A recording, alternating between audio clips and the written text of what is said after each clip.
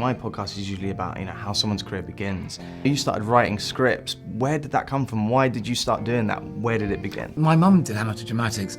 I didn't even know I wanted to be an actor when I went to university. I just wanted to get laid. And I was able to impersonate people, and people would often say, you should be on TV. And people said it quite a lot. I thought, well, maybe I should. When that phone call happened, I was like, like the tears of joy. I am not just thinking about them for the part we're auditioning. I'm thinking about them for a whole bunch of other stuff that hasn't even happened yet.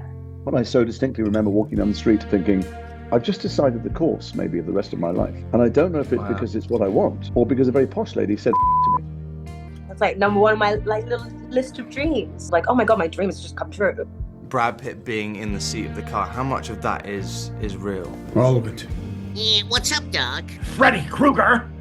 The man of your dreams, that's Mr. Krueger to you. So I still approach it with a childlike passion. I didn't see any other choice. Happy I found it, and I'm really happy that God allowed me fortitude to keep going. For me, getting my foot in the door, I begged, truly. The social narrative of like what you're allowed to talk about in regards to being an actor is so minute. The worst thing you can do is give a filmmaker money because it means he wants that and $10 more.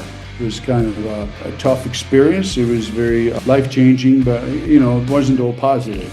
Action star and traveling around the world, going and staying out late and meeting a lot of young ladies. And doesn't sound too bad, to be honest. It's 38 years ago. Did you have any inkling that it would have that sort of staying power?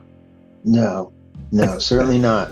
I don't think anybody did. I get choked up. Like it buckles me. I auditioned quite a few people for that role. No one was like Patrick. I can't tell you that was the movie that launched him, but I can tell you that people still come up to me today and say how wonderful he was. My advice would be knock on doors. Kick them in as well if you have to. Did you write another script, it gets rejected. You write another script, it bursts into flames and gets rejected.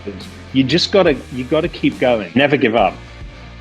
Don't give up. You can't go into it thinking, what does someone think of me or think of what I'm doing? First time I saw a movie in a movie theater with an audience, I was in it. Indiana Jones and the Temple of Doom. I knew right then and there that this is what I wanted to do for the rest of my life. None of us really know when our time's going to come, if it is going to come, if you're lucky enough. Do it now. Do it now. I thought to myself, well, if all else fails, I can always be an actor. Do you have any early on audition stories that you're willing to tell us about? I've never been embarrassed in my life. Some of them were really bad. They didn't say anything. And they were just like shell shocked. Just to clarify that she's not really supposed to be able to sing very well, is she? And they just went, well, she's supposed to be able to sing a bit, yeah. Oh, no. And I think it was... for this Sean Connery has just called me a C. Oh no. The audition went amazingly. I was like loving my life, feeling great, really wanted to do the film. This was years ago.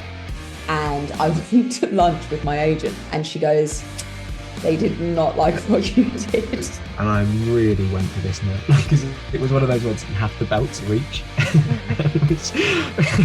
And just soared past it. What your secret is to your great head of hair, but we'll do that another time. I have nothing to do with it. It just grows. What can I say? Thank God. Whenever I'm feeling like I might give up, I'm going to watch this clip and just remind myself, keep going, never give up. If you're up for 25, 30 minutes, that would be great. I think you'd be bored out of your mind after 14 minutes. That's genius.